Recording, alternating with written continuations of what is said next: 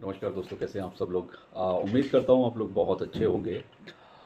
आज आज जो ये वीडियो है ये एक स्पेशल वीडियो है और जनरली मैं आईपीओस की वीडियो कम बनाता हूँ, बट जब कोई अच्छी कंपनी का आईपीओ आने वाला होता है तो ज़रूर मैं आपको हमेशा बताने की मेरी कोशिश रहती है। जल्दी से चैनल को सब्सक्राइब कर लीजिए, लाइक कर लीजिए, बेल आइकन के बटन को प्रेस कर दीजिए, जिससे आपको समय से वीडियो भी देखने को मिले और कोई भी ऐसी न्यूज़ जो आपको पता होनी चाहिए वो वीडियो के माध्यम से समय से आपको मिलती रहे। अभी एक गवर्नमेंट की एक कंपनी है, सरकारी कंपनी का एक अपना महत्व होता है। अगर इन्वेस्टमेंट का प्लान जब आप करते हैं तो गवर्नमेंट के जो भी स्टॉक्स हों या इस तरह के आईपीओज आते हैं जो इन्वेस्टमेंट पर्पज़ के लिए होते हैं, तो वो एक अच्छा और सिक्योर रिटर्न देने के लिए आदमी या कोई भी इन्वेस्टर होता है वो हमेशा एक पॉजिटिव माइंड उसमें सेट रहता है कि ये कंपनी एक गवर्नमेंट कंपनी है या सरकारी कंपनी का स्टॉक है, तो बट मतलब बाई नेचुरल एकदम से अच्छा होगा। ऐसी उम्मीद हमेशा ही की जाती है कि जब भी कोई सरकारी कंपनी के स्टॉक्स होते हैं या आईपीओ लॉन्च होते हैं, तो उन्हीं में से एक कंपनी है जिसका अभी आईपीओ लॉन्च होने वाला है और अभी समय है। अगर आपको ये न्यूज़ पहले पता रहेगी या उसकी सूचना आपको मिल जाएगी तो ज़रूर आप उसका प्लान समय से कर पाएंगे। यहाँ बात हो रही है गवर्नमेंट कंपनी के आईपीओस की, तो एक गवर्नमेंट की ऐसी कंपनी है जिसका आईपीओ अभी आने वाले समय में लॉन्च होने वाला है और बहुत जल्दी ही सब्सक्रिप्शन के लिए ओपन हो जाएगा। 21 नवंबर से 23 नवंबर के आसपास में आप चेक करेंगे तो वो सब्सक्रिप्शन के लिए अवेलेबल होने वाला है।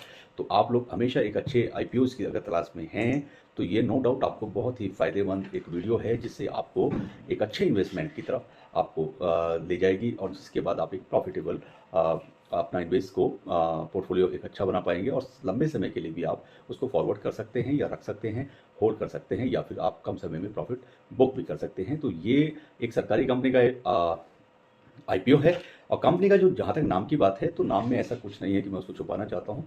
आप चाहें तो नोट भी कर सकते हैं और उस कंपनी का नाम अगर आपको समझ में नहीं भी आता है, कभी कभी हम जब बोलते हैं ये वीडियो जो है मोबाइल के थ्रू बनी होती है तो इसमें बहुत ज़्यादा वॉइस क्लियर के भी शिकायतें आती हैं कि वॉइस क्लियर नहीं रहती है, तो आप डिस्क्रिप्शन से इस चीज़ को पढ़ भी सकते हैं।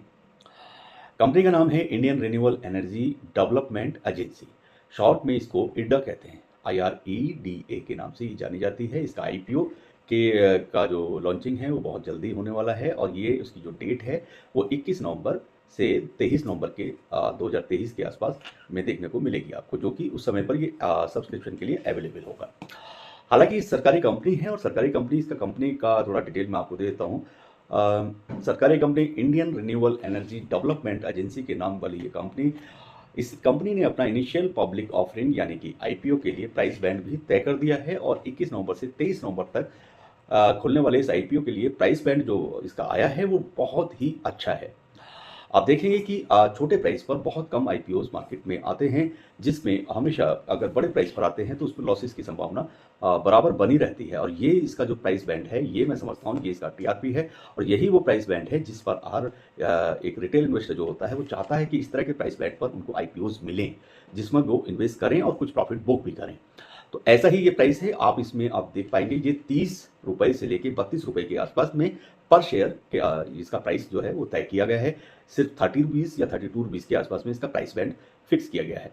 इसके लिए 20 नवंबर को पहले एंकर बुकिंग खुलती है, सभी लोग जानते हैं, और 23 नवंबर तक अलॉटमेंट के बेस पर 28 नवंबर को रिफंड भी कर दिया जाएगा अगर आपका अलॉटमेंट नहीं बनती है तो। और 1 दिसंबर 2023 को इस कंपनी को एक्सचेंज जो है उस पर ट्रेड के लिए लिस्ट भी कर दिया जाएगा। तो ये तो जानकारी रहेगी किस तरीके से उसका प्राइस बैंड रहने वाला है और क्या क्या डेटें रहेंगी उसके ऑफरिंग की या फिर उसकी लिस्टिंग की। इस इशू को लीड मैनेजर्स की जो जिम्मेदारी होती है अगर आप देखेंगे तो इसको लीड मैनेजर्स की जो इस आईपीएस को जो जिम्मेदारी मिली है वो करेगा आपका IDBI capital, bank of Baroda capital and SBI capital भी इसको करेगा।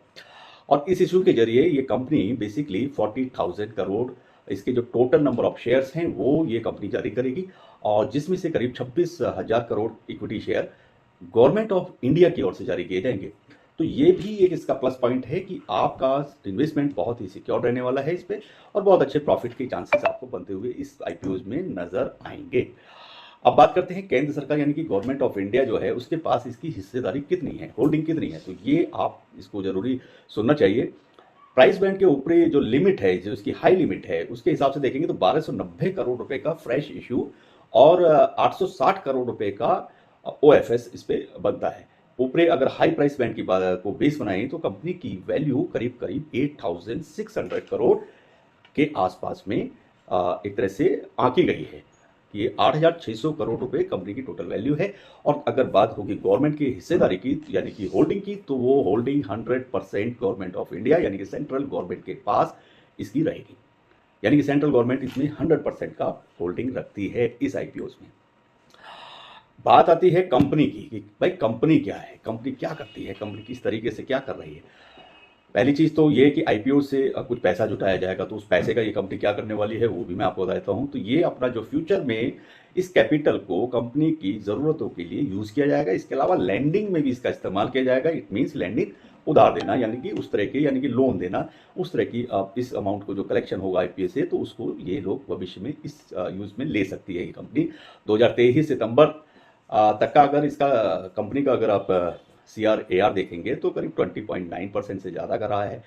एडा करीब 36 यानी 36 साल पुरानी फाइनेंशियल इंस्टीट्यूट है जो कि रिन्यूएबल एनर्जी और एनर्जी एफिशिएंसी प्रोजेक्ट्स को सपोर्ट करती है। ये कंपनी इस तरह के प्रोजेक्ट्स के प्लान तैयार करने से लेकर, यानी कि अगर आपका प्रोजेक्ट्स का प्लानिंग है उसमें भी आपको सपोर्ट करती है, और इक्विपमेंट मैन्युफैक्चरिंग, ट्रांसमिशन जो प्रोजेक्ट्स लगाए जाते हैं तो उस कामों के लिए जैसे फाइनेंशियली प्रोडक्ट्स और सर्विसेज मुहैया कराती है ये कंपनी। तो ये इस कंपनी का एडा का काम है। और इसके अगर फाइनेंशियल की थोड़ी सी बात कर लेंगे तो वो भी अच्छा रहने वाला है कि कंपनी के फाइनेंशियल क्या कहते हैं। अगर रनिंग फाइनेंशियल ईयर की मैं बात करूंगा तो जैसे लास्ट 6 महीने से आप देख लें तो पिछले 6 महीने यानी सितंबर 2023 में जो Q2 की एक जो रिपोर्ट आती है, ऑडिट होता है, तो उसमें एडा की आय जो इनकम है वो 2320 करोड़ रुपए रही है, उससे भी ज़्यादा है।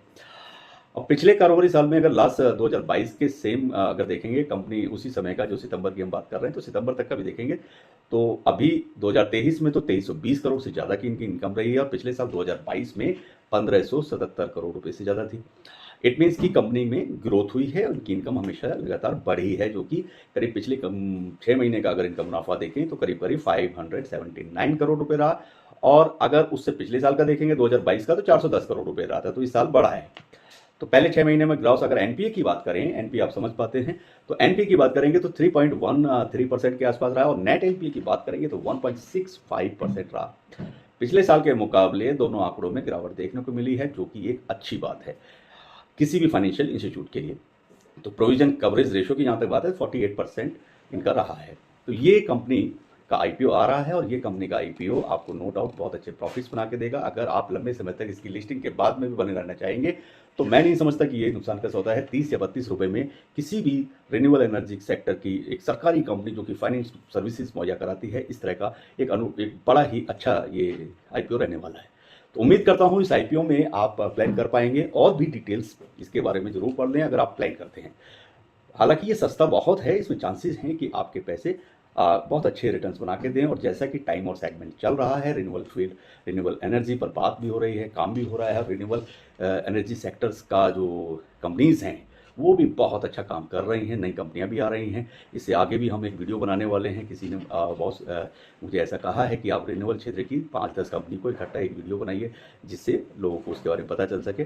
तो उम्मीद करता हूँ ये वीडियो आपको पसंद आएगी। बहुत ही सटीक और बिल्कुल कम शब्दों में एक सही जानकारी देने की कोशिश हमेशा मेरी रहती है। जल्दी से चैनल को जरूर सब्सक्राइब कर लें, लाइक कर लें, बेल आइकन के बटन को प्रेस कर लें, जिससे समय से आपको वीडियो मिल सके। कोई भी आपके क्वेश्चंस हैं तो आप लिख सकते हैं। सभी को नमस्कार, खुदा हाफिज़, all the best, bye bye and all the